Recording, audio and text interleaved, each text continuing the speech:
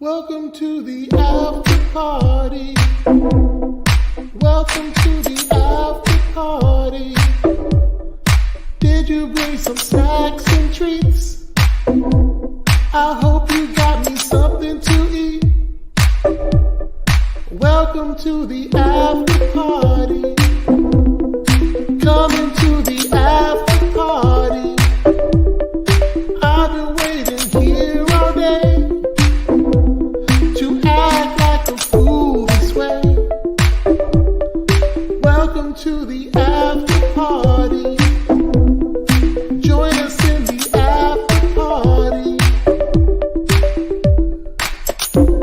Oh, chalking and dabbing, maybe some microphone grabbing at the after party.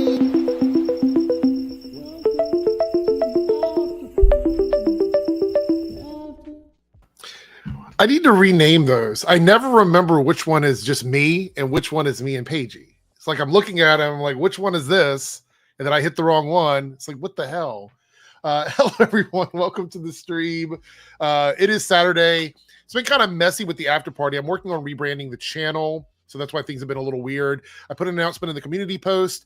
I will be reviewing every single week The Acolyte and The Boys. The reviews will go up at 3 o'clock every single day after the shows air. So it's going to be a consistent upload schedule. I'm considering doing House of the Dragon. It seems like the poll is kind of split. So if you want me to review that, go over to the community tab and vote yes. And if you don't, vote no. It's really that easy. My adventure with Superman, I think, starts tomorrow. So I may review that as well. But from moving forward, the reviews for anything that I do will be up the very next day at 3 o'clock Eastern time. So that's going to be the goal at this point for the channel, to keep content more consistent. For all you guys that stuck around, the new member badges are going up. The artwork is done. I just have to go through and make sure they look good. And they will be available starting this week. So when you leave comments, you'll start to see the new member badges, and a whole new layout of emotes is coming as well. So a bunch of stuff happening this week. It's been a lot of work behind the scenes this past week, which is why we didn't do a live stream over the weekend. Anyway, I have a couple guests today. We might have some other people stop in, so I'm going to bring them up on the screen. We have 3Dub is here. How's it going? 3Dub of the Blue Sky now. He's over on Blue Sky. So you can find 3Dub there. And we also have Darth Bunyan is in the house. How are you doing, Darth? I'm doing good, thank you. We have a new team member. Sabre Studio has become a team member. Thank you so much. We have Gwendolyn. Wow, I haven't seen Gwendolyn in a moment. So I'm looking forward to you. I like Marshala, but I wish I would have cast a younger actor. Yeah, it's becoming a little, because the more the movie gets pushed back, the more time goes on. So we have Gwendolyn, we have Jordan in the house. Blade never happy at this point. It's with Endless Writers. South Texas Shark is here. Good to see you. And Laura's in the house, another Team Airrick member. Thank you guys so much for being here. I do appreciate it. And thank you for signing up as well. If you'd like to become a member, you can now. A bunch of new stuff is going to drop for members starting in June. So I'm looking forward to it. So it's a good time to jump in, get in early. Also, my merch shop, the sale ends either today or tomorrow. So if there's anything you wanted from there, I've sold a few things. People that got discounts.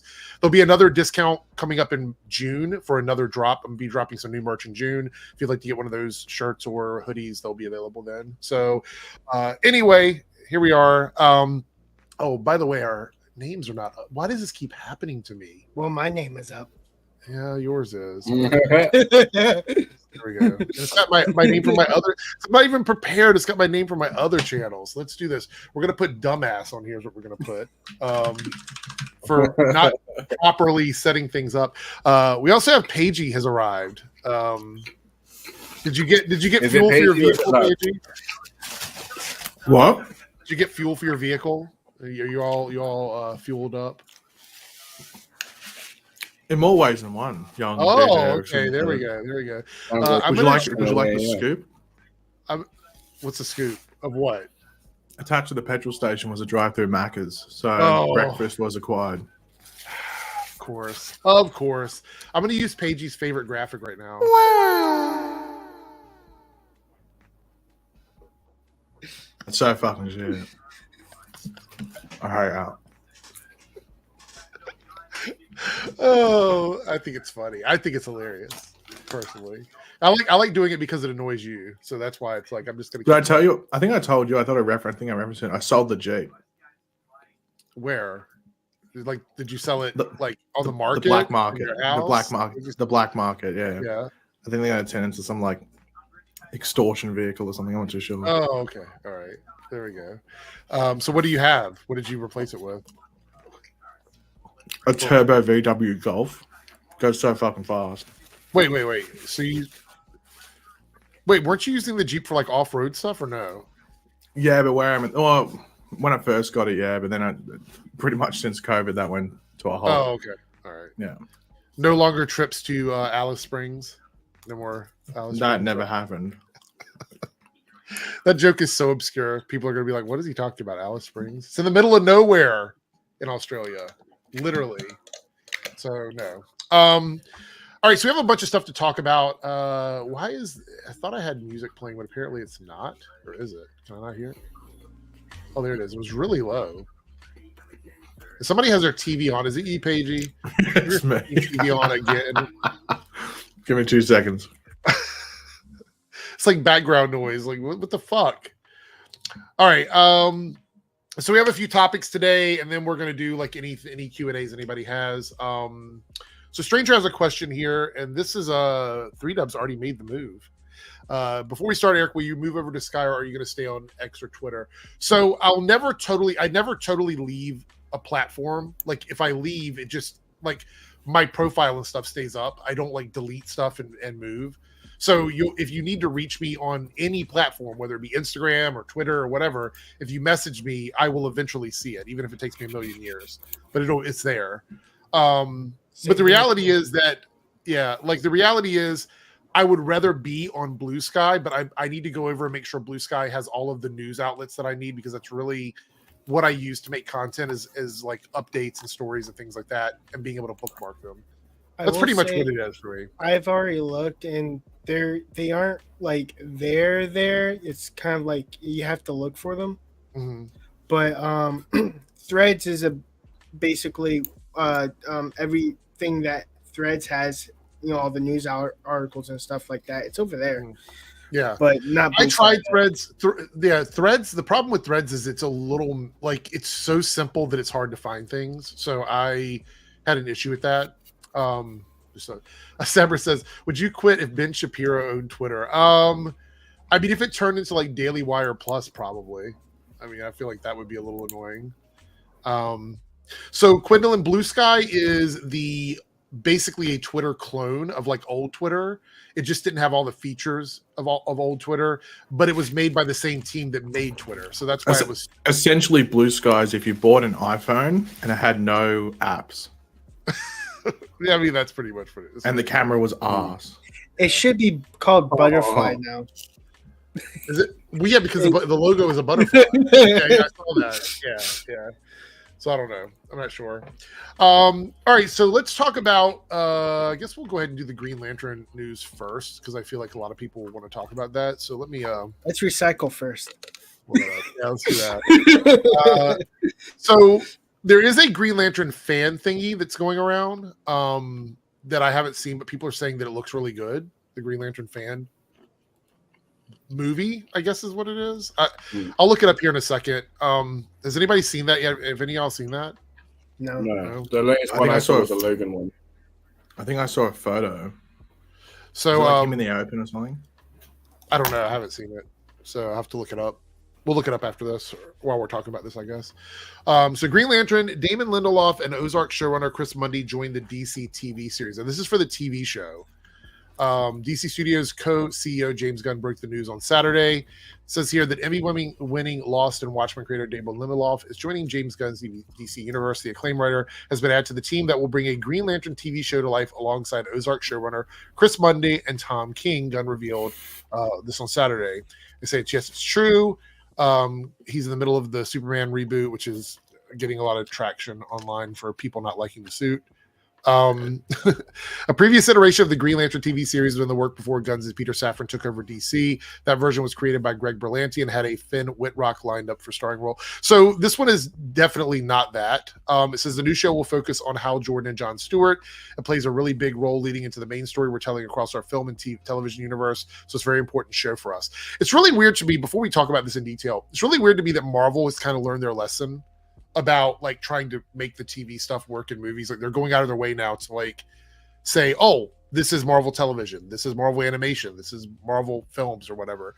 They learned their lesson because they tried that with a couple of the movies, and the Marvels told them that financially it's not a good idea to tie everything so closely together between streaming shows and movies. And it feels like DC is going to make that mistake again.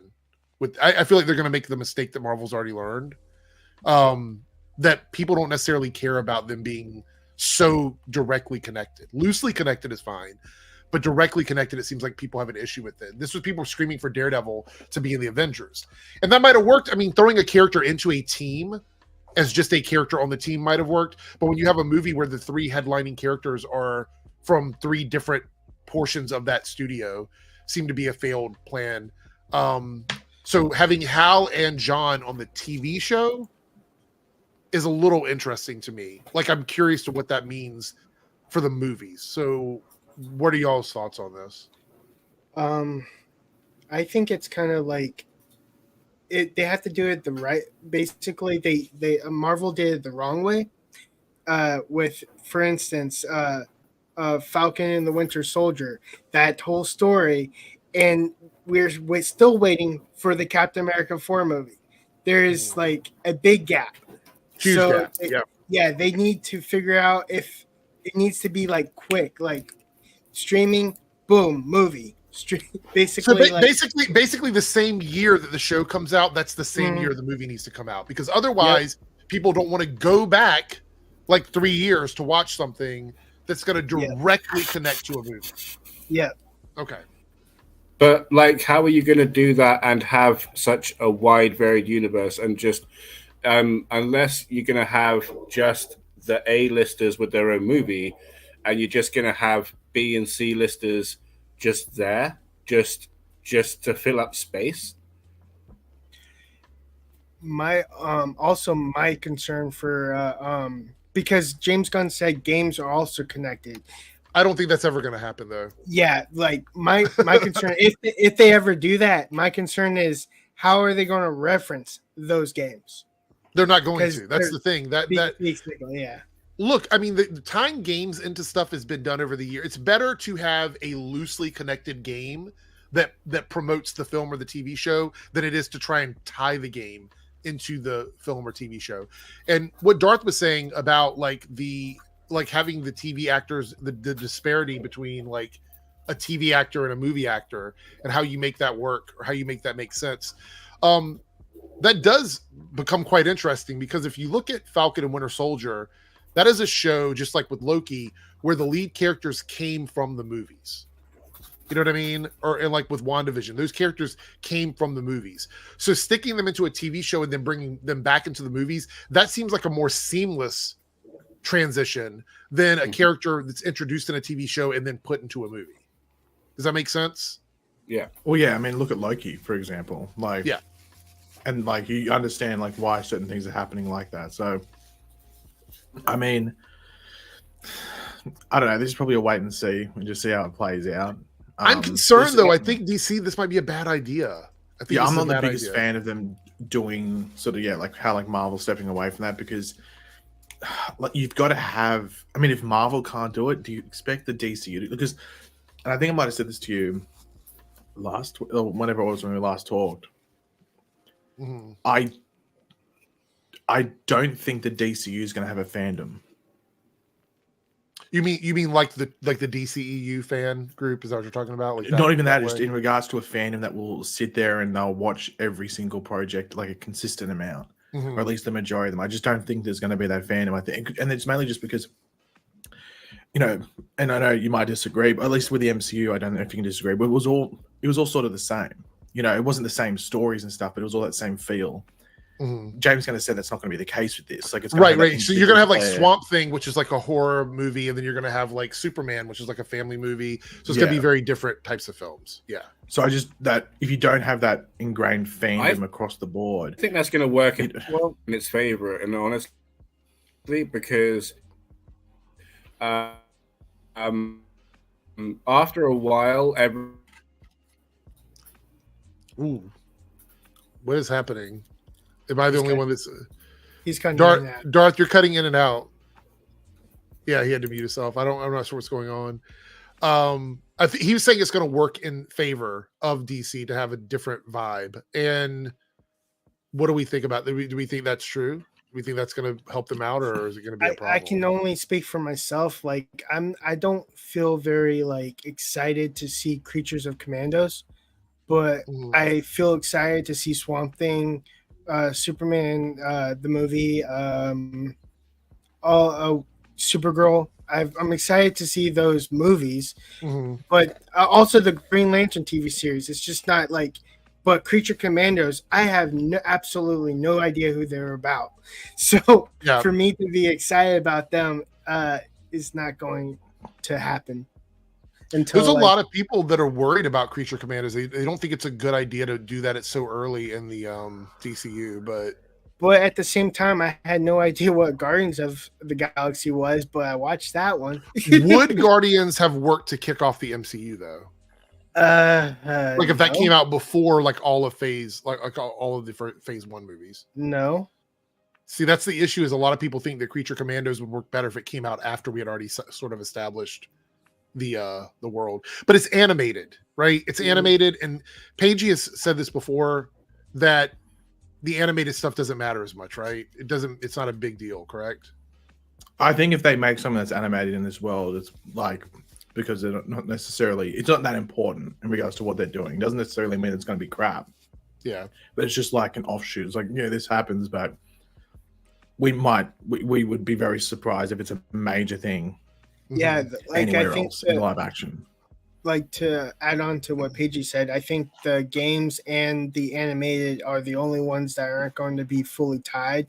Live action, they can reference and do flashbacks to live action, but it will feel really weird and out of place if they right. That's true. I didn't think about that. They flash back to an animated movie. Yeah, absolutely. All right, so we have a couple of starred chats here about this. So Brett here says, reminds me of that Defiance game show hybrid. Do you guys remember that? The Defiance show from the Sci-Fi Channel? No. Do you remember that? No. Okay. No. There was a show that came out on Sci-Fi Channel called Defiance, and it was about a bunch of different alien races living together on one planet. And it kind of was like feuding factions as the TV show. And they turned it into like a hybrid shooter MMO type game where you would go around and you'd have your different little communities and they would all feud with each other and you could like take over territories and stuff like that. And they tried to do it so in the off season they pumped stories into the game, and then when the show came back on, those elements would affect the show. So the writers had to write around whatever happened in the game. And I played the game like for like the free trial they had. I think it was like 1 month or something, a 30-day free trial. And I never went back to it again, but I never felt like I missed anything in the show because of the game. So I don't know if they just gave up on it because it seems like it would be really hard. Could you imagine being a writer on the show and they're like, well, in the game, Scotty Brolin 11X1 actually destroyed that building. So you have to, it has to be destroyed in the show, and you have to figure out how to make that make sense in the show, because that's what they were trying to do. Eric, you're not being legit there. It would have been your mum's a noob or something like that. Yeah. That's what exactly. It would have been. Yeah. That's what the game would have been. Big X, little X, Vegeta 10, little X, big X would have been the Big X 360 no scope of 420. Yeah. Anyway, it didn't work. I don't think games, and again, Paige and I have talked about this prior to all of this. I don't think games are ever going to work in this world. It's going to be too difficult. We might see a game where like all the characters are in the game from the DCU, but it's not going to be like oh, if this happens in the game, it's going to affect a movie. I don't see that happening. What if the game, like the game is actually like a tie-in to the movie itself, meaning like the movie comes out, and then they do a game about that and expand on that movie to give story to. Yeah, you could do that. Yeah, but I don't think any of that will ever carry over into like another thing. I think the game might actually make the lore better for people that love it, but I don't think it's going to ever affect anything in the universe. So Darth is back. Let's see if his internet is better. Are you there? Yeah, wouldn't be me without technical problems. Yeah. Right. Okay, you sound better now. So anyway, what were you saying? yeah, you were saying something. What were you saying?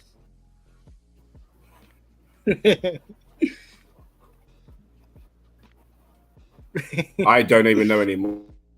Oh my gosh, there's a delay. How long is that delay? How long is the delay? Like 10 seconds? That's awful. I'm assuming that he's live streaming from the moon or something. Yeah, what is happening? Anyway, so the Green Lantern show sounds to me like it could be exciting. It could be fun. It's gonna be interesting to see. It's my number one most anticipated. I think it's going to be mad. It's just I don't know like how it's going to work into the fold because Gunn had said like, oh, it's like this major thing for what they're planning to do, whether it's like a centerpiece or it just tees up. Like we don't know. That's obviously either to wait and hear down the road or when we actually watch the show. Yeah, but like I pretty much love all of Damon Lindelof stuff. Like Leftovers is epic, and I like what he did with the Watchmen and everything like that. So I'm excited to see. I haven't watched Ozark, so I don't know about the Mundy dude. But all of Lindelof's shows I think are great. So him being involved is a good sign. And also just, I like the, I know you said about having like Hal Jordan and Jon Stewart in the show. I prefer that if that's just the entry point into the Green Lantern thing. That was my worry about the Berlanti show. I always think the Berlanti concept, I think, sounds better than what we know so far about this show. Like I love what they were playing with that Berlanti show as like anthology sort of stuff. I thought that would have been really, really cool to see. I didn't like the fact that we were dealing with all these lands, but we didn't have either Hal Jordan or Jon Stewart involved. Yeah, initially, and because they were going to hold them over for the movies, I think, right? Wasn't that the original plan? It makes sense now because Guy Gardner is Green Lantern too. So for him to be Green Lantern, there would have to be Hal and Hal. Yeah, absolutely. I mean, that's kind of what Paige was saying about the whole Wally West thing being the only Flash. Like, it wouldn't make a lot of sense for him to be the first. Flash. Skipping, I hate when things skip lore. I hate when you skip lore because you're getting closer to the roadblock as soon as you skip the lore.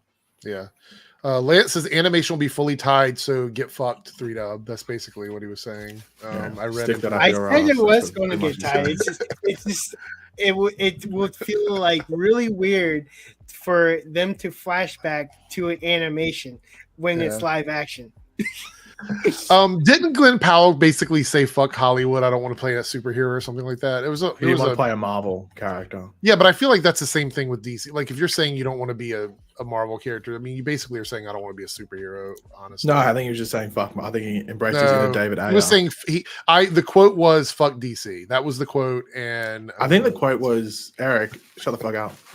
Have you seen this new trend of like people on YouTube making thumbnails with fake tweets? Have you seen that? Mm-hmm. Have you seen the AI lip videos that look so realistic? It's not funny. I'm not going to put it on this because that got my stream in trouble last time. They are mental. I watched one and I thought it was legit, and it took me 3 minutes until I realized that like there was a bit of a glitch. But that's what I was about to say. I'm like, it's easy to spot for me. No, this one was like legit. Like I've seen other ones where it's obvious, like the lips just look like really, really fake. This looked 100% legit because it was like from a really perfect angle, and then the person turned, you could tell it was shit. But yeah. Well, I think the other thing is they were saying for movies, there's a really powerful one that allows like actors to speak in a different language and the lips move in that language, which I thought was kind of weird. But yeah, we'll We'll revisit that when YouTube relaxes the. Matter of fact, if you upload YouTube videos and you go down to like do your tags, they ask you to answer whether or not your video has AI in it now. So you have to say yes. Which is weird because you say no when all of yours do have AI. I do. No, they do not. AI thumbnails. No, I do not use AI thumbnails. Okay, so let's talk about this big news for everybody that loves Supergirl and Melissa Benoist. Crickets. Apparently, the girls on the bus, the Supergirls on the bus, were canceled at Max, HBO Max. And how do we feel about this? I didn't watch the show, but everybody was saying, "Oh, you should support it because it's got somebody from the Arrowverse in it." And I'm like, "No, I don't think I will." I didn't watch it. Did you watch it, 3Dub? Did anybody watch this? No, I didn't know. Well, obviously, no one watched it. Probably why it was canceled. Yeah. So it says here they were talking about it though, about like the stuff for season 2. It says, while Max will not be moving forward with the second season of The Girls on the Bus, we're grateful to have partnered with immensely talented Amy Shozik, Julie Plek, Rena Mamone. I don't want to get her last name wrong. The team at Berlanti's production and Warner Brothers Television, the streamer said in a statement, "We're so proud of this powerful story of found family and the celebration of journalism in all its forms. We thank them and our unrivaled cast for all the incredible work and collaboration." So this doesn't look good for Greg Berlanti, right? Because this was one of his shows. Didn't he have like a deal with Warner Brothers? Berlanti. Yeah, wasn't it like it was like a first look deal. So like, if he had an idea or a development thing, Warner Brothers could, snatch that first look. Look, Cody's making me feel even worse. It had 2 actually. Tala Ash was in it, so yeah, there we go. But I mean, the whole thing was Greg Berlanti was kind of moving away from the superhero stuff because he thought that this was the new direction for him at Warner Brothers, and apparently that's not the case. Because like he was developing this at the same time as the Green Lantern show, I think, but it was just that like, I think the writing was on the wall in regards to what was happening with DC, so he sort of just shifted away from that. Like, there's no point wasting time developing things and getting over like ahead of yourself, and all of a sudden it's like, no, we're doing this now. I'm curious if anybody in the chat knows this. So this did follow like the campaign stuff for Hillary Clinton all the way back in 2016. Was the show actually doing it like following Hillary Clinton, or was it a fictional person that was supposed to be Hillary? Like, I don't know if it was like a actual, like, I don't want to say almost historically accurate series, or if they were doing something more fictional. I don't know. Because like, again, no one watched this, including myself. So, well, it says it's a novel. So does that mean it's like semi-autobiographical, or it's just like they just use that concept of being on the campaign trail and then just make a fictional story around it? So Stranger says, from what he understands, it was based on the actual thing. So yeah, but it might be based on the fact that like from her experience doing it, but then it's a fictional story around her experience. What experience? It says novel. True. What experience? I don't know. Like, I'll be honest, I watch a lot of shows that are not just superhero and sci-fi. This one never interested me. It was just nothing about it sounded interesting. And I guess I wasn't the only person, because it seems like I thought it was a chick flick TV show, and I don't like fully go for that genre, even though that some are okay, like Mean Girls and stuff like that. I watch comedy, but the Girls on the Bus. This wasn't comedy, though, right? This wasn't comedy. Oh, no. Okay. So Girls on the Bus felt like a Gossip Girl TV show. Oh, okay, gotcha. So it reminds me a lot of like something that could have been more like tongue in cheek, but maybe they were going for super serious, and that wasn't what people wanted from it. I don't know. I have no idea. Again, this show, when I heard it announced, I was just trying to figure out what would be entertaining about it, and it doesn't seem like there was anything entertaining about it. So, and this Melissa Benoist still has the deal, I guess, the production deal. So I haven't heard anything else about that. But is she working on anything? I don't think she's even working on anything. Well, nothing is announced. I would say nothing's announced. Like, they usually keep it on the wraps until closer to the date. When Cody says I watched it mostly due to Melissa and thought it was enjoyable, so maybe it was good. I don't know. If it ends on a cliffhanger, I probably won't go back and watch it. Unfortunately. If Superman Lois ends on a cliffhanger, I'm going to be like throwing a fit. Yeah, it's a no from me, dog. It's a no from me. Okay, so deep. This is a good question. I haven't actually talked about this, but off topic. But has Dead Boy Detectives been discussed here since it came out? Because I thought it was great. It has not been discussed. But I think I mentioned that I was watching it back when I was watching it. And I'm done with it now. Dead Boy Detectives was actually really good. It's a really, really good show. Has anybody else watched it or no? Is it comic booky? Like it should be? It's got a lot of Not like yet. It's on the magic in it. It's very magic based. Like yeah, comic booky. Okay, so I would say if I were comparing it to anything, it's like Sabrina, The Chilling Adventures of Sabrina. It's kind of like that type of show. Then I'll take a look at it. Yeah, That's a good show. Good show. Yeah, they do detective work.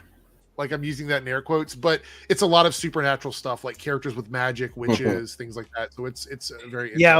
I was basically, is it kind of like the Hardy Boys, where they detect, like it's just like normal people detecting stuff, like going. It's all supernatural cases. All the cases are supernatural. So that when it's supernatural, but like makes the Scooby-Doo levels of detecting.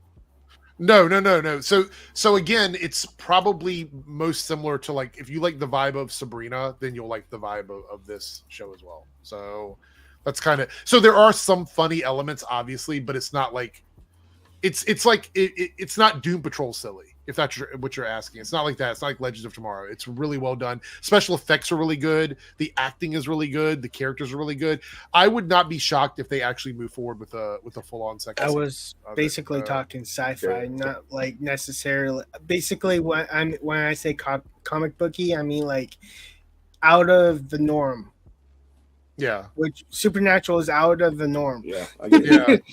I thought it was really good, and I honestly, everyone that I know that loved like Doom Patrol and Sabrina and the later seasons of Riverdale, well, with the exception of the ridiculous stuff of it, they've really enjoyed Dead Boy Detectives. I think it's really good. I would say give it a watch. It's only like 8 episodes, so it's not a big investment.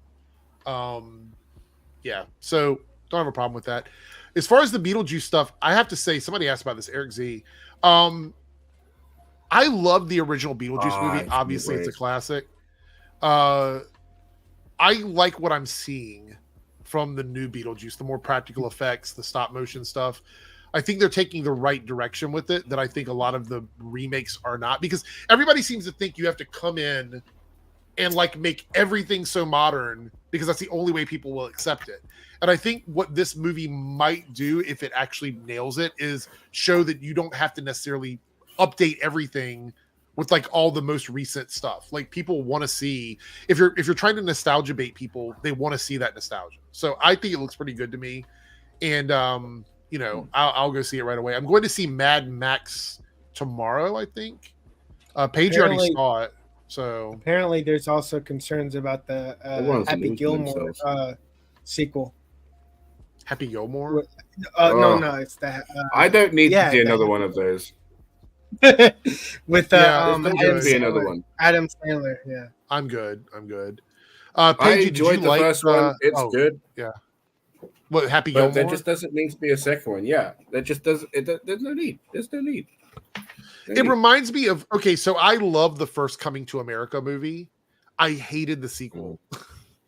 I hated the sequel to it. I thought it was unnecessary, absolutely unnecessary. So, some classic movies just need to be classic movies. Like, let them live in their world, let them stick. Paige, you saw. Go ahead. Okay. Oh, what was your first thought on Beetlejuice stuff? The first Beetlejuice? No, the classic having a sequel. I was just curious to see how it was going to look because they were bringing back so many people from the original film that I was a little confident in it. But I've been burned. I mean, Coming to America has too burned me, but it is what it is.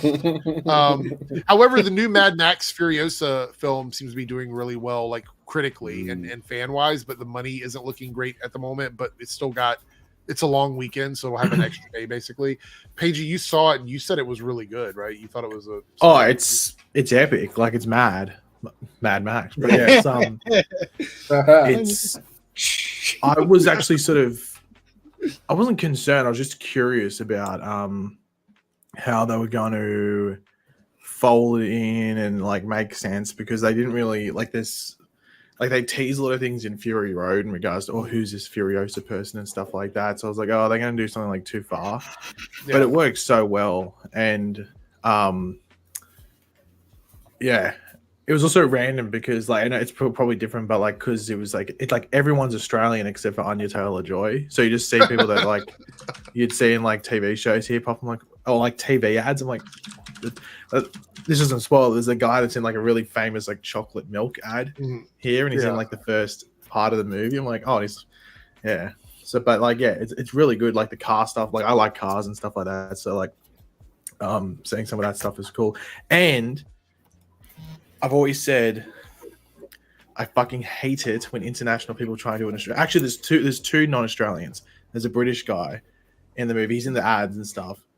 But I thought he was just going to speak like with an American accent or like a very blanket accent. And he does an Australian accent, and it's the best one I've heard since. I do a really good Australian accent. People say I actually sound like I'm from Australia. So Okay, well, go. Good day, mate. Put some shrimp on the Barbie. See, the first part actually wasn't too bad. And then knife? You think that's a knife? Yeah, you started off well, and you're just not even slowly going downhill. It's a pretty steep fall, pretty steep descent. Okay, so here's the issue with Green Lantern suit. Yeah, go ahead. I'll just say, just the issue with trying to do an Australian accent is just when you try, it's just hard not to come off cartoony. You know, it is, and just because people from Australia sound like cartoons or something. Yeah, they sound like people from Australia sound stupid as fuck. I mean, and I come off as that's not what I'm saying. That's not what I'm saying. That's not what I'm saying. Oh my god! Don't die. I come off as I come off on as a Steve Irwin when I tried to mimic Australian accent. Yeah. Well, it's because you do a good idiot sound. Like you can do a good idiot voice, and that's what Australia gives is like idiocy.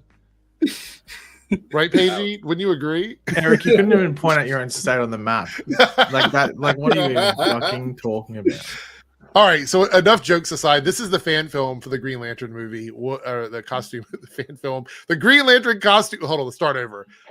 This is instant karma for me shitting on Australia. Okay, so this is the suit from the Green Lantern fan film that people seem to think looks really good. Thoughts on this suit?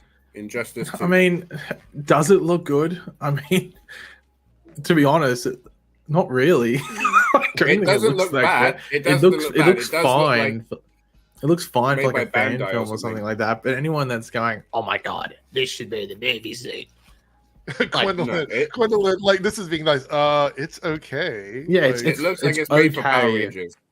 For a thing, like it looks like he's wearing. Anthony says that it's good. Yeah. Anthony says that Green Lantern costume is good for a fan film. It's for really a fan good. film. For a fan film, it's good. For a Stranger says the suit looks good, but the mask looks stupid. Is that a fair statement? Or I think just the upper half, like as soon as it gets green, it doesn't look very good. But he's wearing a bike outfit for motorcycling, and then like spray painted some tin foil green and solidified it somehow, and then just whacked the mask on.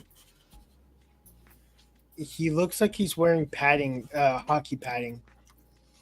Nice.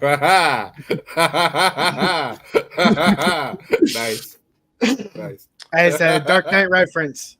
No, he looks like a giant seatbelt cover. Thank you. Looks like something you put on your seatbelt. Yeah, so if you look at it, like if you just take off the top part and look at the bottom half, it looks a lot like some of the early CW suits, you know, the way they were made with the padding and stuff. And then the top half, I don't know, is it supposed to be metal? It looks a little like it just looks like shimmery fabric, like stitched on. Yeah, I don't know. There's another picture here. Hold on, let me see. There's the picture from the boots, and so you can see the boots and stuff on that one. Still not liking it? Still not doing anything for y'all? No. I mean, it's okay. There's too much space in the legs. There needs to be a bit more green. What is this for as well? Why are they rocking like Where, like, what is it? Like, what It's is just it? Is it? it's a fan film. Is it like a fan-funded? I Fan do have to film? say, like, There you go. they are There's what it great. looks like. They are. Is that meant to be Sinestro on the left of? Yes, it is. Yeah, it has to be, Just right? Sinestro Otherwise, and it's an Dale. unfortunate sunburn. Yeah, Just like it's Sinestro just specific.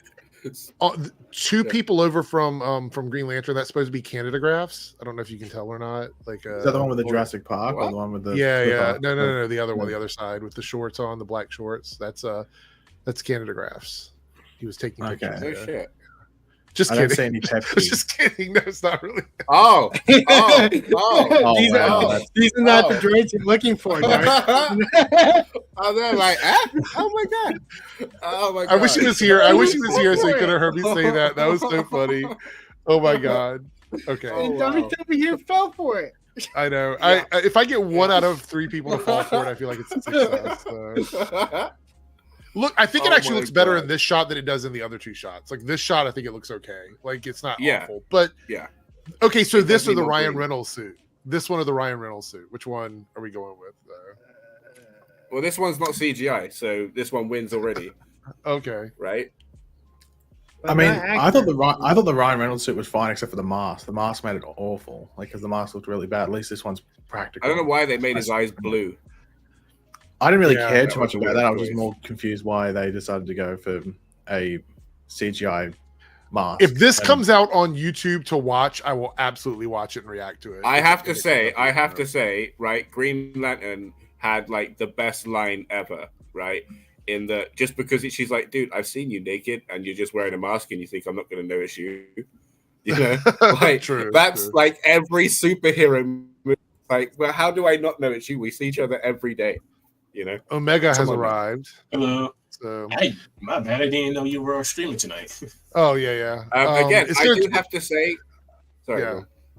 No, I was just gonna say that I moved him up in the list so he's not at the bottom. So it doesn't get covered Yeah, up. yeah. But it's, But yeah, no, I gotta say, like, they are brave because as we've noticed, like in just general productions and especially with fan made, it's in the daytime filming when they're using special effects that we get to see a lot of the flaws. So the fact that they're out there shooting light constructs in Oh my the God. sun like that. someone said it looks like a really expensive cosplay. Is that true? I was going to say, are we sure this isn't a porn parody? I don't know about all Oh, that. yeah. Like, is it being confirmed or not? Like, I'm actually legit wondering. This No, could no, be it is. amazing. It's a fan film. Legitimately, it is a real fan film. So Okay. Are you sure? All right. Yeah. We do have a super chat It's from Hero's Journey. $50. It's a $50 super chat. I mean, Wow. what in the world? Like, yeah, I have to give you this one here. Hero's Journey. I'm Batman. Thank you so much for the super chat, Hero's Journey. I'm pretty sure I haven't read it yet, but I can almost guarantee if it's from Hero's Journey, it is about Supergirl, most likely. Okay. So here we Okay. go. I'm gonna read this out, everyone. For $50, this is what Hero's Journey had to say. All right. An interview with other actresses mentioned 2 times she heavily valued audience thoughts. Toxic character she played. Melissa responds herself, she never had a second thought on toxic character she played because she only values her own thoughts and not the audience. So this is connected to the idea that Supergirl, Melissa in Supergirl, the TV show, was a toxic, like bossy girl character. Correct? Is that what we're insinuating here? Hero's Journey? Because I mean, I feel like that's really what it always boils down to. What were you saying, Omega? Yeah, it seems. I have absolutely no context. I have never seen. Well, Supergirl. you never watched Supergirl, so you No. yeah. So, I never watched Supergirls on the bus, so I have no opinion about that show whatsoever, and whatever happened on set with that happened. But I'm gonna just say that I do know a lot of people that did not like her on Supergirl. Like they did not like her as Supergirl for whatever reason. I did not like her in season 1. I thought she got better progressively on the show until the final season where she didn't give a fuck about showing up late for work all the time because she had other stuff going on. So they had to film around her schedule. So at the end, it did seem like she was being a little bullheaded about, like, you know, filming schedule and stuff like that. Also, I think was it season 5 where the first 3 or 4 episodes she wasn't there to film, so they had to like film without her, and then they just added her in post production. Season 6, you mean? Was it 6? Yeah, because she was gone for like 7 episodes. Well, I knew that She they was did like pregnant. but they also did the she was in the where was it? She was in a pocket version of the Phantom Zone. Was that where it was? Like she was there Okay, but at least yeah, if she was pregnant, at least she had a season valid 6. reason. in season 6. But in season 5, she was doing Broadway, and she was late to film at the beginning of the season. Am I misremembering that? No, she was there. Wasn't that the season where they had like the episodes where she was? Yeah, there was.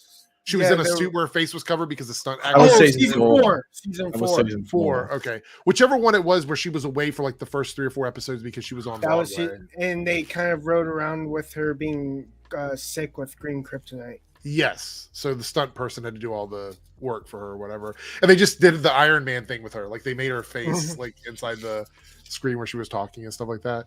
So I guess you could tie all that in. I think there was some really good stuff in Supergirl. I actually know this is a hot take and people are going to be mad about this, but I think the biggest problem with Supergirl was when they lost the creative vision of Andrew. And I know that that's a tough pill to swallow, but I think he really understood the show and they did not do a good enough job on replacing him.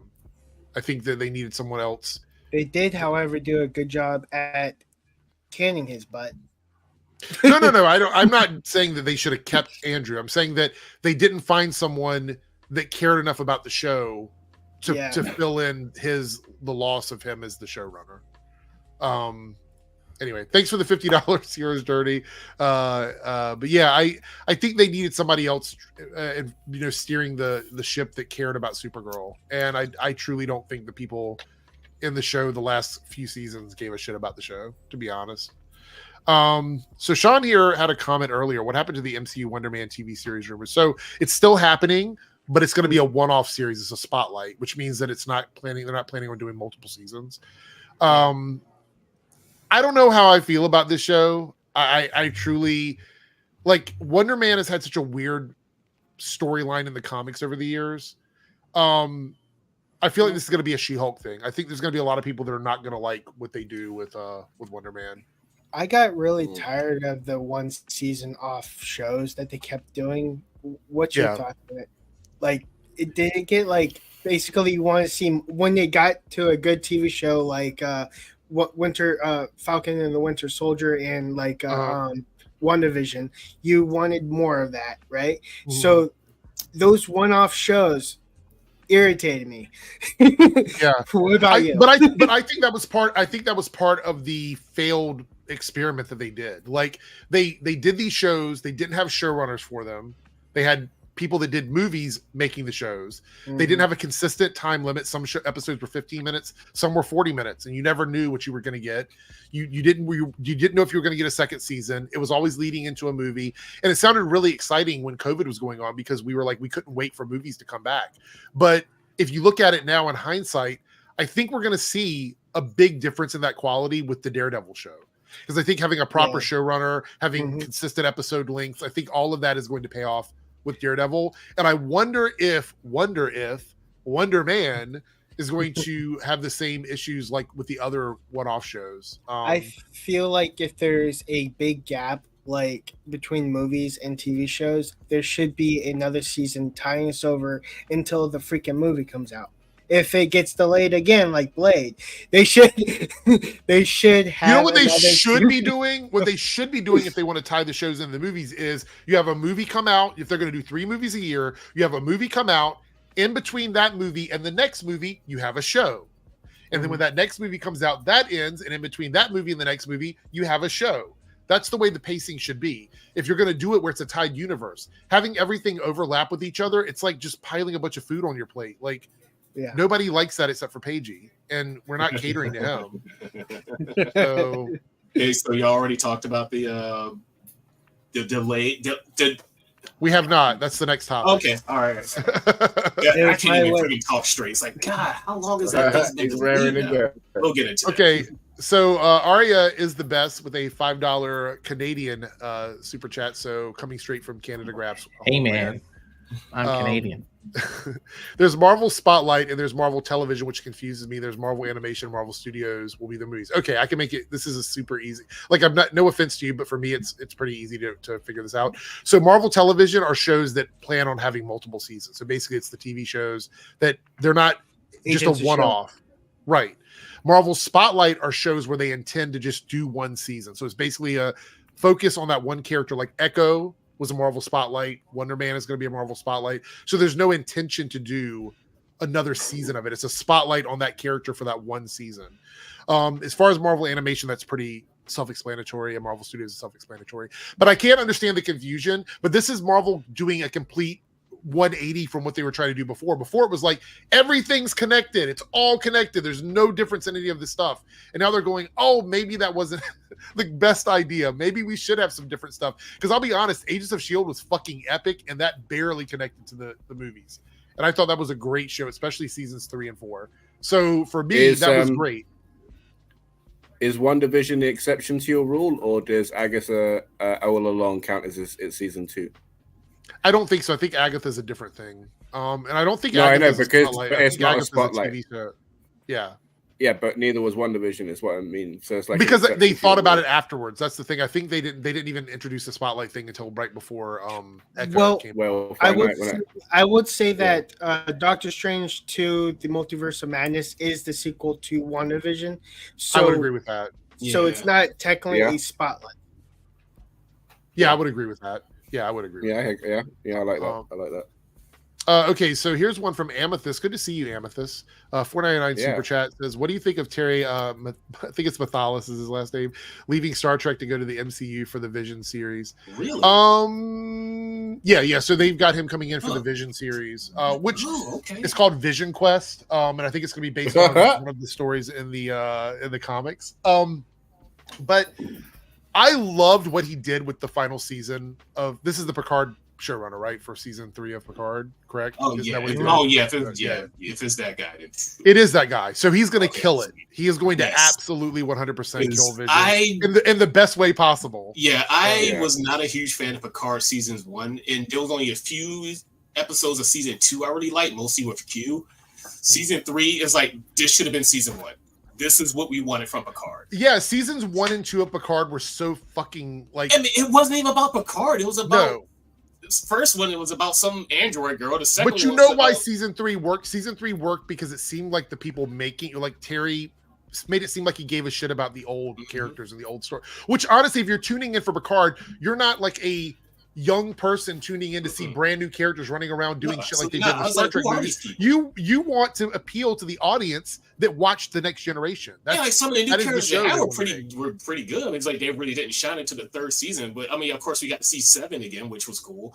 But 7 was my favorite part. I love 7 of 9. She was my favorite was in the 3rd season when Worf shows up and he says that whole thing with his name. He actually recognizes his human family Brozhenko. I was like, oh my god, this is what we've wanted for so long. So taking all of that energy, somebody that cares about the stuff they're making, and putting them in charge of Vision, I think it's going to be a really, really good show. Oh yeah. So what was Vision originally titled? I don't remember. Was it always Vision Quest? Wasn't it just Wide Vision? Its own show, because like in my head, you can make this a sideline story in Armor Wars. You know, you mean like having the Vision thing separate? Is that what you're saying? Yeah, because like if they're talking about streamlining everything and just like. I would have somebody else. Yeah, I want to know about what happened to Vision, but you can put him with other things. Like, does he need his own show? Heroes Ray said it was always Vision Quest, so that's always been the title of it.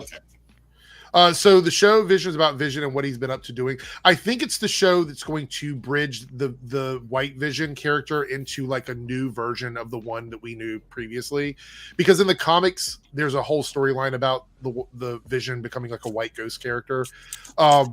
But it leads into like him having a family and all that stuff. And they kind of did that already with WandaVision. So I don't know if they're going to do that in his movie or his show. So I have no idea what it's going to look like, but I love Paul Bettany. So I'm looking forward to it. And now that Terry is doing it, I think it's actually going to be a really good series. I think there's no doubt they're going to They're going to do that. Yeah. So Kenneth, the Vision Quest was the name of a story arc in West Coast Avengers. Yeah. And I actually think they might be leading into a West Coast Avengers movie, possibly, because we have Wonder Man show, we have the Vision thing. I feel like they're leading into a West Coast Avengers type of story. They need to hurry up with Midnight Suns. Honestly, they need to hurry up with a lot of things like Blade, which is what we're going to talk about. I know, right? Jesus Christ. So, all right. So where's it at here? All right. So this is kind of all we know at the moment, but it says here that the Blade movie is reportedly going through more major rewrites. The studio is reportedly searching for a new writer, but they found the story they want to tell. What the fuck is happening with this movie? Just look at the first comment down there. Just cancel. We're tired. I mean, I want this to be a win, but what the fuck? This poor bastard. Yeah, it's like how do you mess this up? It's just a black half vampire whooping ass. You did it right. We already had 3 movies. Yeah, we had 3 movies. We had Arguably the story of video games. We had a whole series based on Blade, a whole TV series. He was in several animated series throughout the 90s. Yes. So it's like, what are y'all doing? What do y'all need to do? This is one of my favorite superheroes from comics because he's so different from anything else. I love his storyline. It's like a Van Helsing in modern times, but it's so good. How do you not? Well, for me, I now that I see who's the I know Daniel RPK. Yeah, I'm 30% unsure. I know. There's other articles being written around this with other scoopers apparently confirming it. The reality is that at this point, this movie has had so many issues. Almost anything that comes out about it, you have to be like, maybe it's true. Mm-hmm. Maybe it's true because look at all the problems it's had. It might be true, but it won't be true like maybe a month from now. I love Mahershala. I want to see this movie do really, really well. I love the fact that they seem to care. He cared enough to go to the table and say, this is not good. We need to do something else. I like that. But at a certain point, you just got to fucking start making the film or like what? I tell you what, it's DEI. How the hell they still have him? Honestly, they're so lucky he's still there.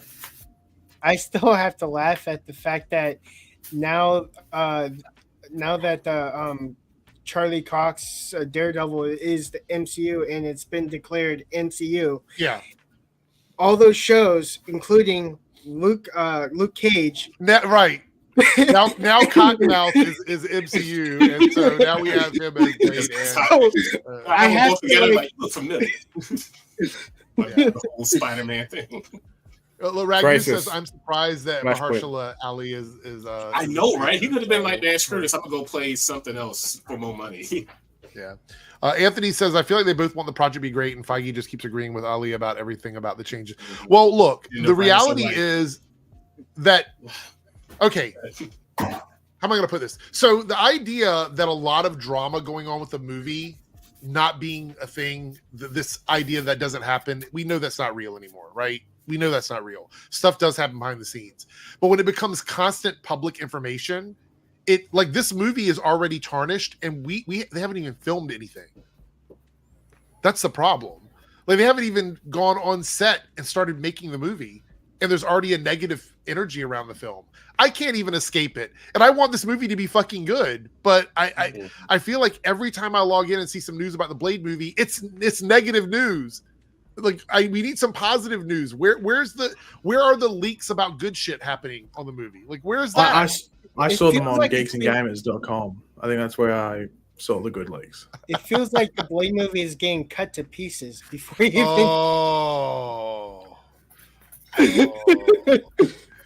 Emmanuel goes, Blade is a half vampire black dude that kicks ass and kills vampires. What's so hard to figure out? Like, I mean, what did I just say? How do you mess this up? I'm thinking. I think the elephant in the room with it is that are they trying to make it as cool as the Wesley Snipes ones? Because everyone's never going to be that cool. It's never going to be that like cool. They're not going to be like. Let's be honest, a lot of like people nowadays just are a bit lame. So maybe in the writing room they're like, well, Blade goes to like a chicken restaurant, and Mahershal's like, man, what the fuck are y'all doing? Right, like what are you doing? No, look, I love the original. Like Blade 2 is my shit. That's my favorite Blade movie out of the three. Blade Yeah, 2 yeah. is my favorite, right? So you look at it and you go, well, that's good too. I think the third one, the only saving grace of that is Ryan Reynolds, but was that? yeah, It was good. It just wasn't as good as the first two. But Blade 1, no matter how you feel about it holding up, it is iconic. It is an iconic movie. It is one of those things pretty like much started the whole superhero comic movies of being people forget that. People forget that Blade came not out being before like, X-Men. like campy and like like your typical superhero movies at the time. It's like no, this was like straight up not serious, but it was like a straight up action movie. Yeah. I want them to get this right, but I'm so concerned about it. I'm so fucking concerned about it. Cody here with a $2 super chat says, as far as I know, it's only script touch up. Please, like I'm praying to every movie god in the world, every Marvel god in the world. Make it just that, because I want them to get started, but I'm so concerned. But look, he's a great actor, and I'm not worried about his performance. I'm more concerned about like just the negative press that keeps dropping about this movie, because oh god, it's so much. It is so much. All right, Guilty Gear Strive. What about it? No, man, there was a black vampire guy there that goes by Nagoriyuki, who's super cool looking. Oh yeah, no, I've never played that one. And this would pretty much like introduce vampires into the MCU, which we have never seen. Yeah, I want to see. I love the idea of this setting up between this and Werewolf by Night, setting up sort of the supernatural side of Marvel, which is something they could do that would actually allow them to tell different stories. What if the events of Wolverine and Deadpool like put vampires in the world? Yeah. Well, Omega's studying his vampire book now. But the idea of vampires existing in the MCU makes sense because they would still be hidden. They wouldn't be something that everybody would know about. Wasn't there I remember seeing a recent comic panel where there was a bunch of vampires trying to get into Krakoa. And really? Like, nah, y'all can go piss off. Yeah. I mean, Jubilee was a vampire for a while, so there would have been like cases of people's getting blood drawn. Like there's corpse of people without blood. Yeah. So the last thing we're going to talk about before we just do some like random topics is the idea, and this was a hit tweet for me for some reason, where I talked about like the stuff with the 1 billion mark for movies. And Geek Vibe Nation isn't the only place that did this, but it kind of set me off. I got a little bit triggered in the middle of the night, like social justice warrior triggering. Will Deadpool and Wolverine become the first movie or the first film to reach 1 billion since No Way Home did back in 2021, the first Marvel film? And we've talked about this in a lot of detail here, and I don't mind it being like a topic of discussion, but I feel like it's kind of taken over like a film success on like making a billion. It jumps ahead of the question, will the movie be good? Right. Which I said Mike Peter said the constant obsession over how much a movie makes has ruined so much of the fun being a fan for me. Can we just talk about how cool the movie looks, how much fun it might be, how exciting it is to get this team up, stop being concerned about the studio paying rich folks? And that's what I said in my tweet. It's the same thing. I mean, look, we're just talking about Furiosa. Like everyone's going on about it, but it's a prequel with not the main character from that movie. And it's a movie that only made like 350, 370 worldwide, like 10 years ago. Yeah. Like it's not going to be a massive blockbuster hit, like in regards to like above 500 mil. Like everyone's like focusing on that. It's the other thing is like, even when people get out of watching a movie, and it's whenever I hear someone's first point is, oh, the CGI, slap in the face, like cricket bat, baseball bat, boxing glove, uppercut. Shut the fuck up. That's like a minor detail. What about the characters, the story, and everything like that? And people go straight to like VFX and stuff like that. Gives me the shits. It also it's the same with this. It's like that's the equivalent of like this in regards to like going into a movie. Like who cares how much it makes? Especially with this, like Deadpool's going to continue. It might be the last time you see Hugh Jackman's Wolverine, but I think that's the whole point of the movie as well. Like who cares about how much it makes? Like the ones that matter are like Eternals or something like that. Those Yeah. are the only ones where like maybe you can be concerned like, oh, I hope people go see this. This really needs to do well. You know? It No, I also- mean it's you go to 3. I'm sorry. It also feels like it's like it had another agenda with posting this by dissing the other MCU projects. Exactly. Yeah. Yeah, probably. I can see that. Look, I mean, before we even knew that it was going to be called Deadpool and Wolverine, before that even came out, I said that this movie is probably going to be a successful movie for Marvel. It's Deadpool. It's probably going to be a successful movie as long as they. Yeah. Go ahead. What were you going to say? I was going to say the only thing that arguably goes against it is like the blatant like not trying to hide that it's R-rated what did I see? Was it was either Planet of the Apes or Furiosa when I saw them. I think it might have been Planet of the Apes because that's Disney. So that's a Fox movie. So it must have been that. And they were playing this. And there's a lot of swearing. And people were like, whoa, what the hell? Like they weren't you because they had like the Marvel Studios thing come up and it started swearing and everything. Yeah. There's a couple of people went, what the hell? So I do wonder if that's the only thing that pushes it off being as successful as some might predict it to be. Maybe. But I think a lot of Deadpool fans would riot if they tried to like sugarcoat the movie and make it like a family-friendly movie. So we will probably see, almost guaranteed, we will see Deadpool in other movies where he's not as outrageous as he is in these films. Like if you see him jump through the portal and come into the MCU and he's in an Avengers movie, he'll be there to make quips and stuff and be funny, but we're not going to see him talking about like teabagging people and stuff like that. It's not going to be in an Avengers movie, you know? Why? Oh, okay. I was going to say in the Deadpool movie because doesn't he make like multiple blowjob jokes? No. In the Deadpool, I feel like the Deadpool movie is like no holds barred. But if he's in another movie as Deadpool, I don't think they're going to make the movie. Oh, it'll be like it'll be this thing where he like, honestly, don't be shocked. I bet you anything if he shows up in an Avengers movie, whatever it is, they bleep him. Yeah.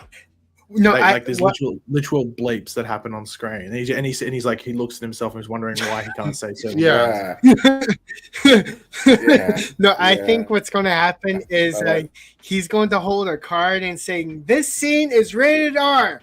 Fuck. Yeah, something stupid like that. Yeah. I did. So Anthony, I did see people getting mad about an ad. I don't care about ads. Like if a movie's making an ad where the characters are in a film like promoting or an ad. Isn't that just specific chains though? Isn't it one chain? It wasn't. Or they just mad that they were telling them to put the goddamn phones away. Well, yeah, that was the one. That was from wasn't that from CinemaCon? I think it was from CinemaCon when they did like the preview or something. I think that's when that was. But I'm not sure. Either way, I don't care about that stuff. Like this is what I'm talking about when people start talking about the quality of a movie. Talk about go see the movie and then talk about if you like the movie or not. Like all of this other stuff, and Anthony, this isn't directed towards you because obviously you're not agreeing with that or whatever. But the actor said this in an interview, or the director said this who gives a fuck? Like, who gives a fuck? It's such a stupid argument. I mean, the only other thing that might stop making money is the fact that it's so expensive to go to the movies now. Yes, I went twice this past week, and I found the hack. I just get a senior ticket online and just claim it online. They never question you because they just mate, it's $12 cheaper. And then they honestly, the workers probably just don't care. They don't care. They're not getting paid enough to care. Who gives a fuck? The thing is, though, talking about sales, Deadpool and Wolverine broke a pre-sale record for Fandango. So far, it's the highest ticket sale for any R-rated movie ever in pre-sales. However, speaking of what Paige just said, I thought it was a good segue. Tickets are more fucking expensive now. So what does that mean? Yeah. So are they saying the amount number like monetary wise? It says Hollywood Reporter reports that tickets broke pre-sale records with AMC theaters for Fandango, revealing that they already sold roughly 200,000 tickets, far more than any other R-rated movie. So no, I wasn't too sure if it was any like R-rated sales. Yeah. So it sold more pre-sale tickets, not dollar amount, than any R-rated movie. So I'm pretty. What was the other one before that? It doesn't say here. I'm assuming Joker, maybe. Probably. It says the trade source indicate the film right now, based on pre-sales, it's going to generate a domestic opening weekend above 100 million based on pre-sales. So, I mean, it should. I mean, like Wonder Woman did like 110. Yeah. So, I don't know. This like preemptive, like, oh, it needs to make this much, or I'm going to shit all over it. Seems like such a reductive way to. I don't care how much a movie makes it good, cool. If it's not, hey, that's cool too. How many movies have we loved in our lifetimes that were not big hits at movie theaters? It's been a lot of them. So I don't necessarily care if a movie is a hit at theaters. The only thing that really matters too is if like a movie is going to be a franchise. You know what I mean? Like if it's going to continue on, they might cancel plans to do the sequel or whatever. But at the end of the day, I just want the movie that I'm seeing to be good. So far, the only movie that I actually hated going into theaters and getting stuck there is Fantastic Four 2015. Yeah. Guaranteed, because live action almost always does better than animation, no matter what. I mean, there's a few outliers, but X-Men 97 isn't doing like ridiculously well. It's doing good for animation. It's doing really well for animation and for Disney Plus, but I don't think it's again, but you know what? The reason why is because that show was made for the fans of the show. It wasn't made to reach out. If they for a general audience. Yeah, if they wanted to make it for a general audience, they would have made it like the old shitty X-Men movies. Well, you know why? And I think I didn't see any advertisement for it. No. Like outside of social media, obviously. Yeah. And like, so the reality is Disney is really excited about it. It's the finale broke records for finales on Disney Plus. Whether or not the show is more successful than something live action is irrelevant because it's successful enough that Disney is like planning 4 seasons already. So, I mean, I feel like that's a win for the fans. And based on the first season, I'm excited to see where they go with the show.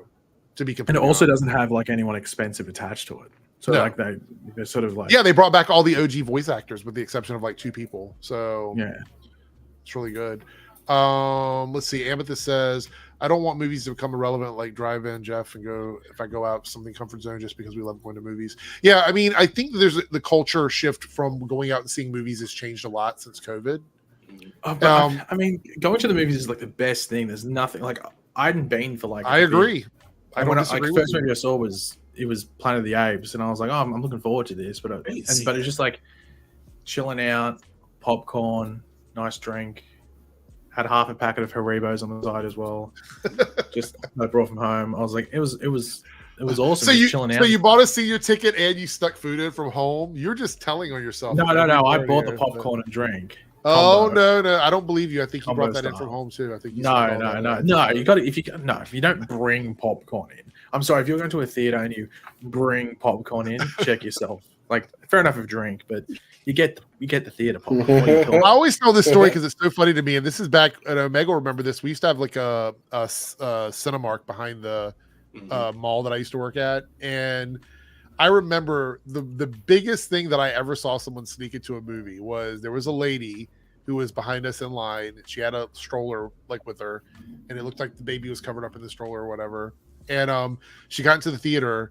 She had 2 large pizzas underneath the bottom of that stroller and a bunch of alcohol where the baby was because there was no actual baby in the stroller. What? And they just set their shit up there and ate it during the movie. It was the funniest thing. Wow. And it was during that original Street Fighter movie. You remember that really bad Street Fighter movie? I ain't seen it. I was probably what with John Claude Van Damme. I feel like the guy take you on the way home. I feel like the guy would take you on the way home. I mean, she pulled out this big, huge pizza, like she's sharing it with her friends. They're sitting there eating it, and nobody came in and said anything. It was so funny. I used to take Subway when I was in high school. There used to be a Subway outside the cinema I went to, and I used to get footlong. Back when footlongs were like $7 or something like that. Now I think it's like 16. It's like $15 for a footlong now. Yeah, the $5 footlong is gone now. They used to advertise $5 footlongs.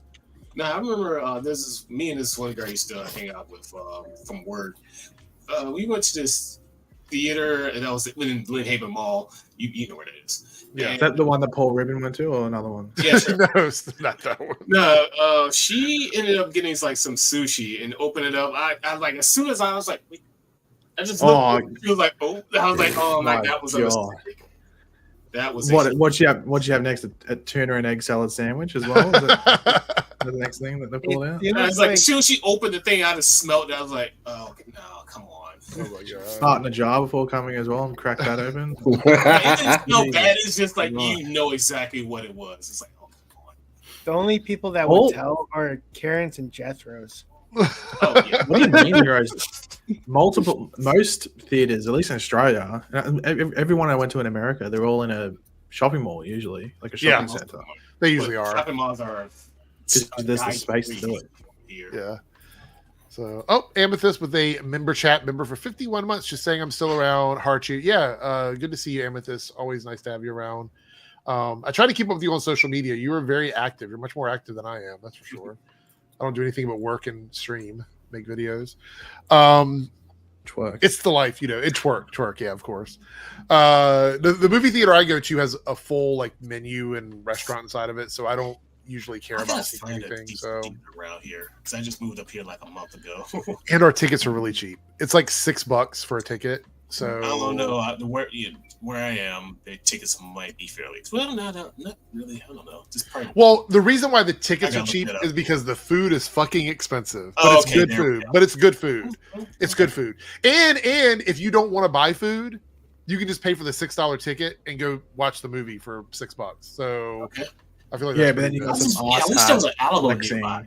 next to you, Here's- getting like bacon cheeseburger, curly fries, pizza, a beer, and cocktails, yeah, candy, popcorn. Then you're looking over going, fucking hell. No, they have like Look at full on this. desserts, like brownies with ice cream on top and stuff. Like, yeah, Oh you're my just sitting there like God. it's like, And you yeah. wonder why you come home with just your pants are a mess. Like you Yeah. just wonder. It's like It's I'll cool. order- Or white shirt. I'll order diabetes and high blood I'll pressure. have- I think is that on diabetes the menu? with a side of heart failure. Like, please, Yeah, thank so you. please put that on there. No, it's it's a great place. I've always talked about it. It's like, and it's right around the corner from my house. We're going to see Mad Max tomorrow. So, Is to have good. The one thing I can say about Mad Max is that the sound is like mental. Like you can like feel like the revs and everything oh yeah, going on. It's I'm pretty. excited. Chris Hemsworth's like really good in it as well. I've actually heard that he's like the standout in the movie now. People are saying that he's like, Well, the main I don't know if character. it's spoil it too much, but like Anya Taylor-Joy like hardly speaks in it. Like she's Yeah, yeah. very much. Like, That's what she I've heard too. Doesn't really speak. I heard too there's much until- just not really. There was never too much dialogue in Mad Max movies anyway. So Yeah, he's sort of like a. Is it basically like X23 where she doesn't talk throughout the entire movie until the end? No, she talks, but like she's like there's a reason that she doesn't talk. is So like that's without spoiling the movie. There's a reason that she doesn't talk for a lot of it. Okay, cool. At least when she's an adult. Yeah. Quindolin says, I do prefer standalone theaters. I never really thought much about it, but I guess that makes sense. I mean, you were just talking about $6 tickets. There's one near me that's $9. It's like a 25-minute drive. And it's like, oh, I can just drive 10 minutes and go to that one there. Stranger says, I think the best X-Men live action thing is The Gifted. Did anybody else watch that? You said yours was Dark Phoenix, Eric. So It definitely was not. No, was the Definitely Gift Are you like that one TV show that came on like Fox like back in like the Yeah, it was 2 seasons of it. Yeah, yeah, that was actually really good. I I was going to ask you. I was like, did you like it, Omega? Yeah, it was because most live action X-Men stuff is either wrong, but like no, that was actually really good. Did you like Legion also? I didn't see I thought Legion was really good. Yeah. Yeah. I mean, but Omega also thought Inhumans was the best TV show that ever came I out. heard that as well. I heard that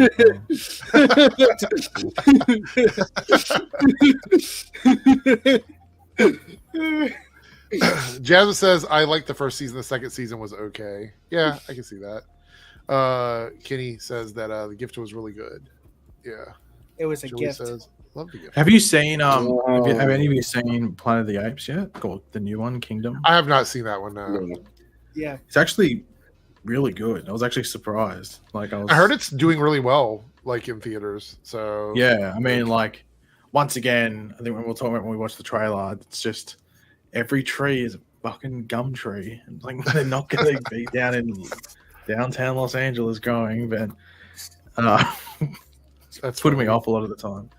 But So- yeah, it's really good. I was actually surprised. how good So it was. we could Zaya here. So the interesting thing, we're not going to do a whole segment on this, but I thought it was funny that the studio was saying that they believed that putting Craven out in December would give people a chance to go and see it multiple times, and I'm like,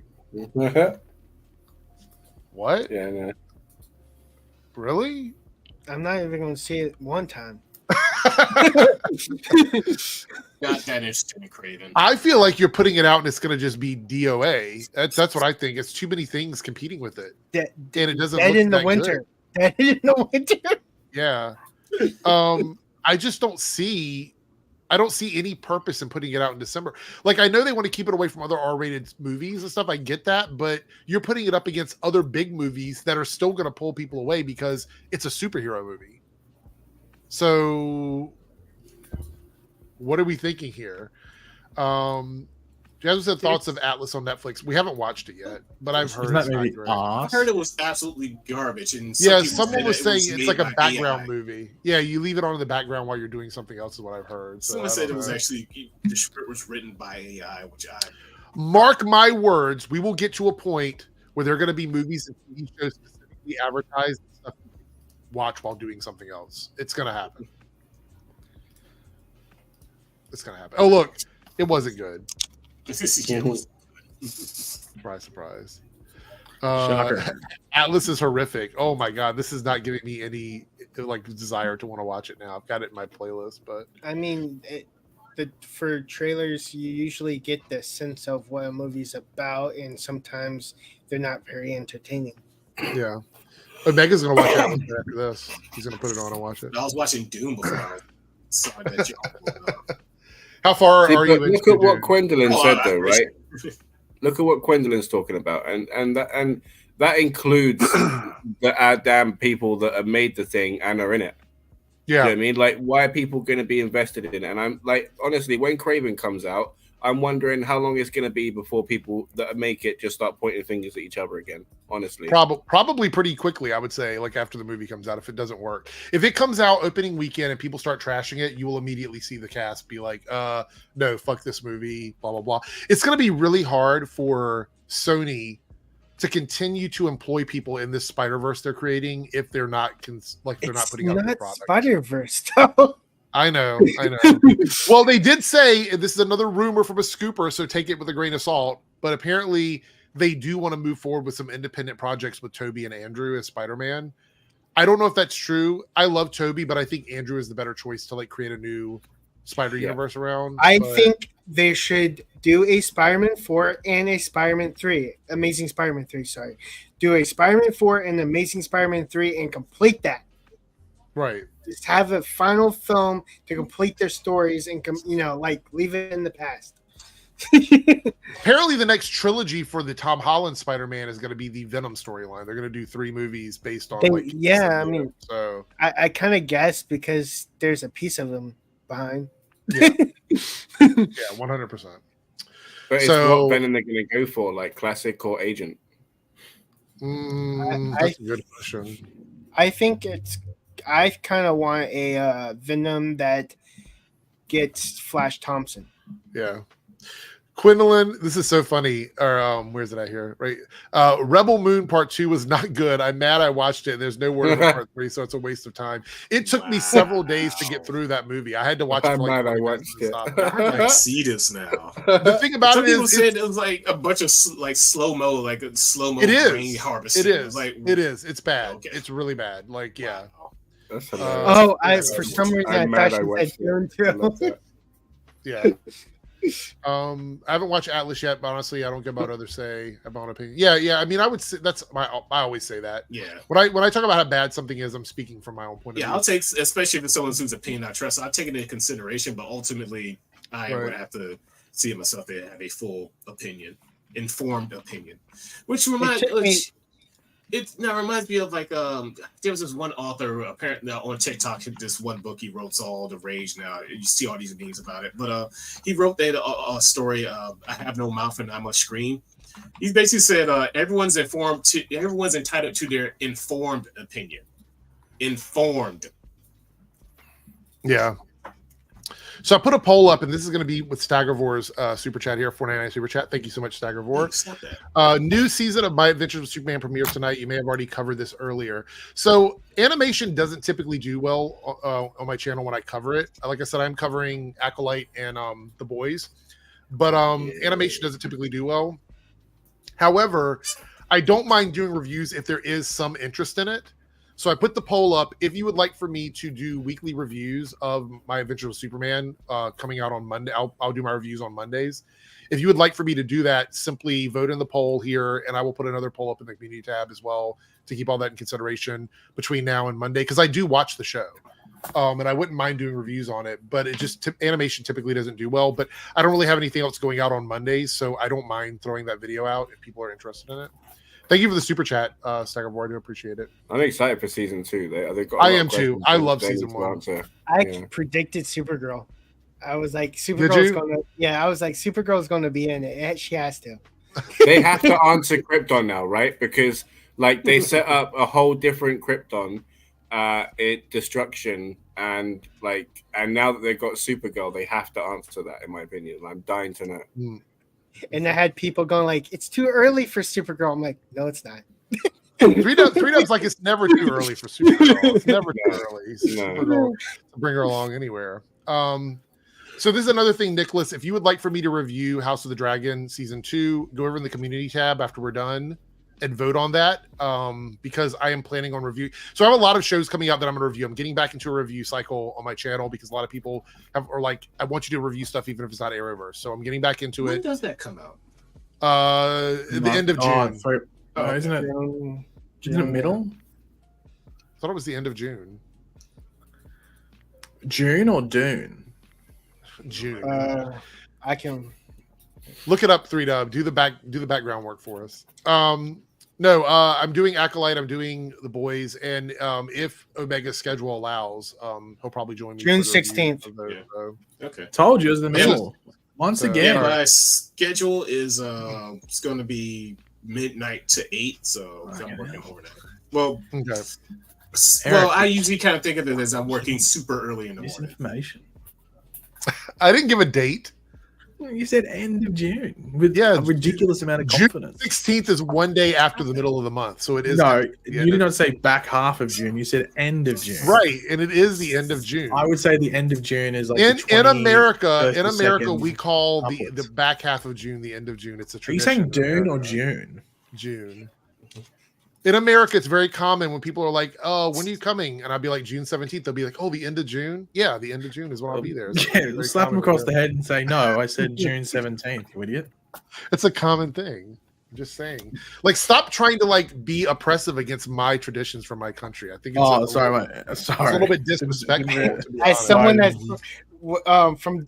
That's probably an up north thing, but down south, usually it's the last week. It's the end of June. Oh, yeah, but there's also a couple, but here's the thing. There's also a couple of things that the South did that we also didn't think was the best. Again, Paigey getting political. It's always political with Paigey. I didn't bring it up. All right, I'm going to end the poll, see where we're at for people that are interested in reviews for My Adventure with Superman. And it looks like the chat has spoken. And the chat says 85% they would like to see reviews for that. So I'll drop one on Monday for My Adventures with Superman, the animated series. So my review schedule moving forward will always be 3 o'clock the day after, 3 p.m. Eastern time. That's going to be it for the whole summer. That's going to be my review schedule. So if anybody is keeping up with the channel and you're a Team Airrick member, you'll get the reviews early. There'll be early access for channel members. Here's the thing, Eric. I'm going to rattle off some movies. The coming soon list. I know this is your favorite pastime of saying yes or no. I love it. You'll be spending your hard. I love it as much as I love stepping on Legos with my bare feet. So, wasn't that a weird kink you had? Anyway, starting off, here we go. We got Garfield, the new Garfield movie. Will you be not interested? I thought that was a joke when you said Chris Pratt and Garfield. Honestly, and then it happened. Not interested. Who the fuck is that? Oh, what the fuck is this? Haikyuu, the dumpster battle. So these guys okay, I'm in already. The title sounds right up your alley. I'm ready. I'm ready. Battling in the dumpster. I didn't know they were making movies about Australia, so I'm totally. Oh my god! Shots fired. Okay, we got Bad Boys Ride or Die, aka The Slappening. Not watching that. I'm not watching it. I don't know. I loved Bad Boys 1 and Bad Boys 2. Everything after that for me was I didn't see the third one. But also, it's also really confusing because it was called Bad Boys for Life, but it's the third one, and now we have the fourth one coming out. Yeah. Would you It's very say Bad confusing, Boys man. for Life is a slap in the face? Yes. Then we got The Watchers. Never, I don't know what that is. Sounds a bit creepy. I will not be watching The Watchers. That sounds boring. Oh, here we So- go. Inside Out 2. I Yes, like I will Inside watch Out. that. I'll probably be seeing that. I Yes. like the first Inside Out. So. I saw the trailer and I feel like they're going to make a period joke and it might be awkward, so I'm going to skip that one. Okay. Despicable Me 4. Yes. Probably. Yeah. Are you saying, are you legitimately going to see Despicable Me 4, Eric? I mean, I don't know if I'll go see it opening night, but I probably will go see it. Are you going to dress up as a Opening minion? weekend, yes. Stop. You got the glasses already. No. Jesus. Kevin. Uh-huh. Oh, actually, I do feel like they maybe showed too much in the trailer I saw. They because I did. think it might have been. No, not for Despicable Me 4. Yeah, they did. 100%. I'm not talking about that movie, Eric. I totally But- forgot what was in the trailer. A Quiet Place Day 1. They showed. Oh, I don't I'd know only seen the about that first one. trailer, and the first trailer I thought was pretty good. And then the second trailer played when I saw one of the movies I saw the past week, I don't know. and I was about like, that did they one. just show the entire movie in this trailer? I'm Yeah, they showed quietly way not too going much. to watch that one. Yeah, no. Can you imagine a movie theater somebody farts because it's so quiet in there while the movie is playing? Yeah, but isn't it the whole thing when you can hear a fart? It's not that bad. It's when you can't hear them. Silent but deadly. They're the worst ones. That's when you know it's going to smell like rotten egg. Oh God. Fly Me to the Moon, aka Arrowverse Connection. Maybe. I don't think I'll see it opening weekend though. I thought you were Greg Berlanti's #1 fan. He's directing that movie. No. It's got Channing all over your Tatum as well. Yeah, I didn't watch Supergirls on the bus, so I'm not a big Greg Berlanti fan, I guess. Okay. Long Legs. Isn't Yeah, this I'll supposed to be, probably like see super that. creepy. Yeah, it's a I saw creepy movie. I saw some teasers start to play on Twitter and I had to stop it because it was creeping me out. Yeah, it's weird. I'll probably go see that. I like weird movies. Maxine. I saw some previews. I'm not What is the that biggest- about? It's the Pearl and X trilogy thing. Oh, yeah. I mean, I'll probably see I don't it. mind those movies. I'm not the biggest fan of them. But I think, yeah, I might go see it. I'm not too sure. Twisters. Yes, because I love the original movie. So Yeah, the I only will see issue it, is- so.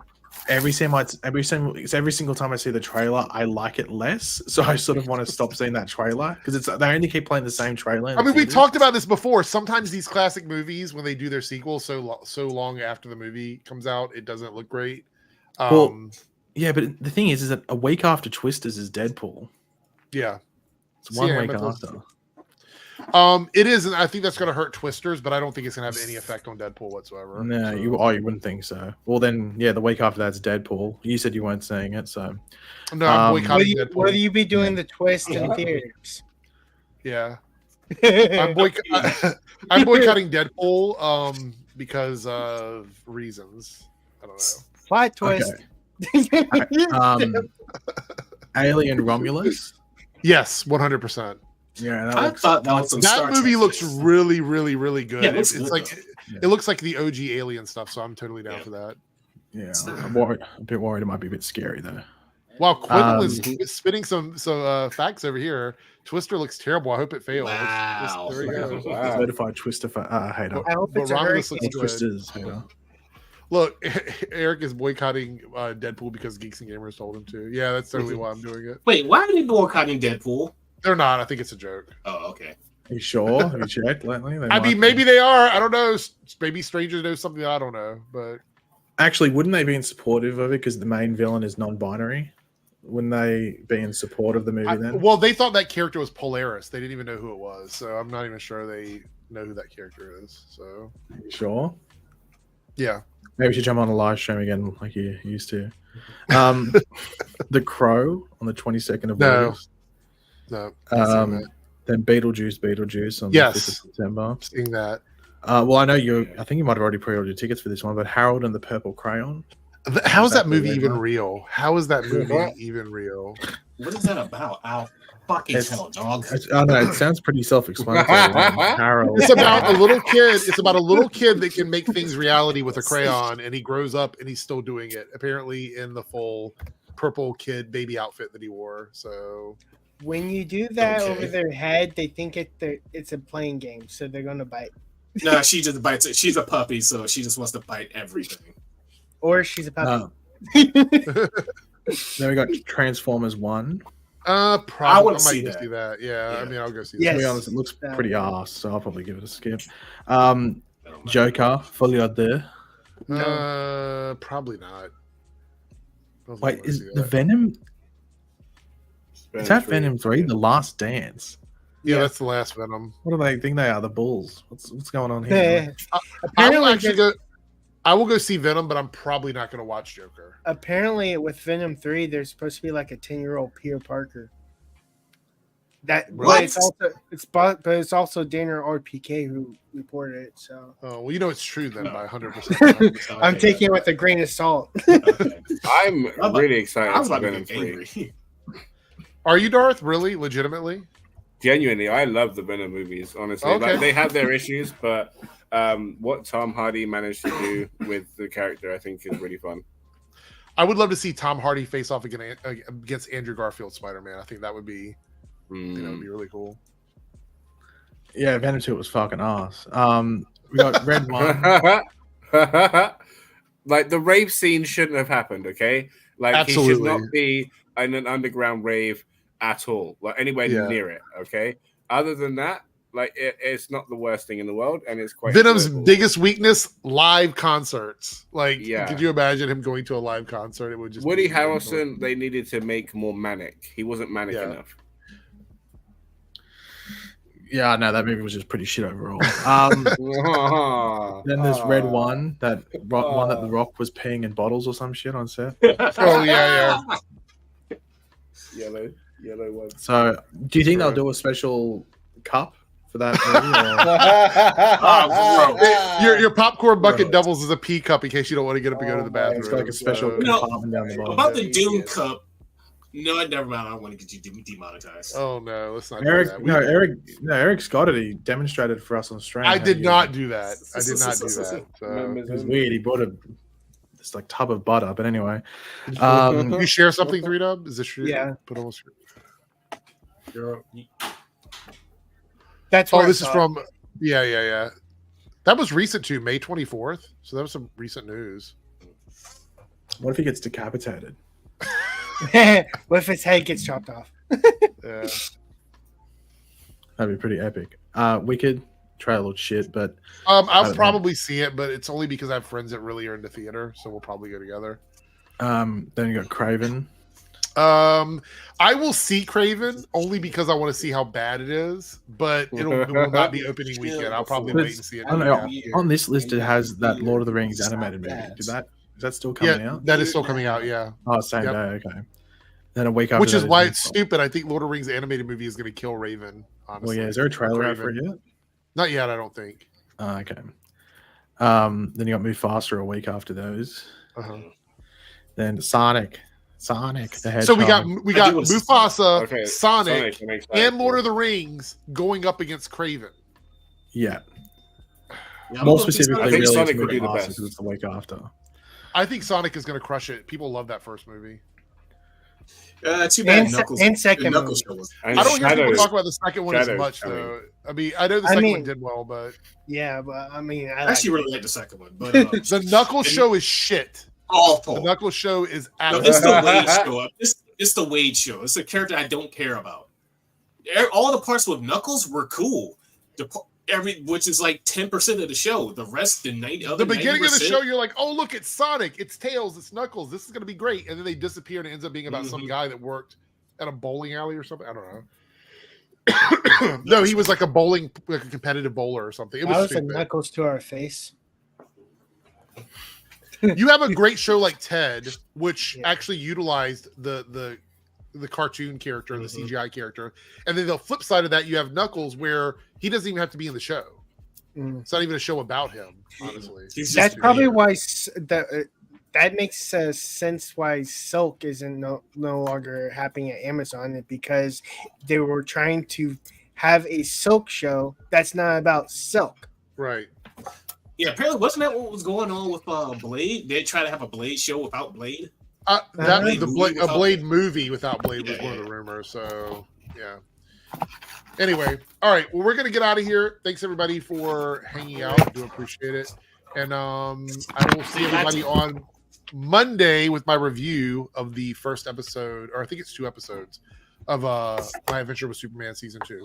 Have a great weekend, everybody. Enjoy your holiday if you're celebrating, and see everyone later. Bye.